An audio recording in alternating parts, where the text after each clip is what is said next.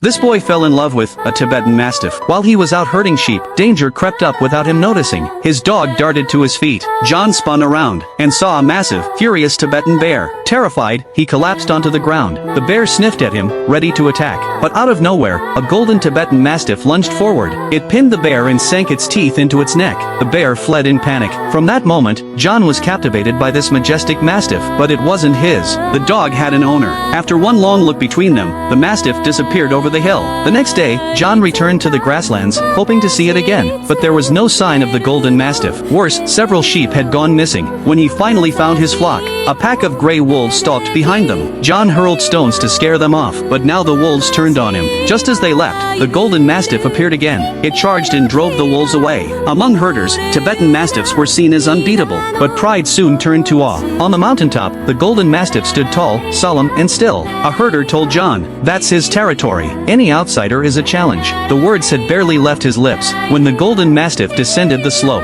The Mastiff King sent out his deputy to test him. In a single move, the golden Mastiff won. Round 2. A white Mastiff stepped out, but she was no match either. Strangely, the golden Mastiff backed away, not because she was stronger, but because she was female. A male Mastiff would not fight a female. She lunged anyway. They both tumbled over the cliff. Villagers whispered no dog could survive a fall like that. John refused to believe it. He climbed down to look for them. To everyone's shock, both Mastiffs were still alive, barely. The villagers rushed to save them. With careful treatment, their lives were spared, but recovery was uncertain. John stayed up night after night, caring for them. Sometimes, in pain, the Mastiffs growled at him. To calm them, John pulled out the flute his mother had given him. The soft tune soothed even the fiercest Mastiff. Days passed. The Mastiffs began to heal. John fed them fresh beef. The golden Mastiff refused at first. He would never accept food from a stranger, so John offered it gently, hand outstretched. The Mastiff clamped its jaws around his hand, but John didn't flinch. He only looked into its eyes with quiet kindness. The Mastiff released him and finally began to eat. When John's father checked his son's hand, he was stunned, no bite marks at all. The Mastiff had only been testing him. Soon, the golden Mastiff's bravery won the heart of the white Mastiff. When the Mastiff King came to take her back,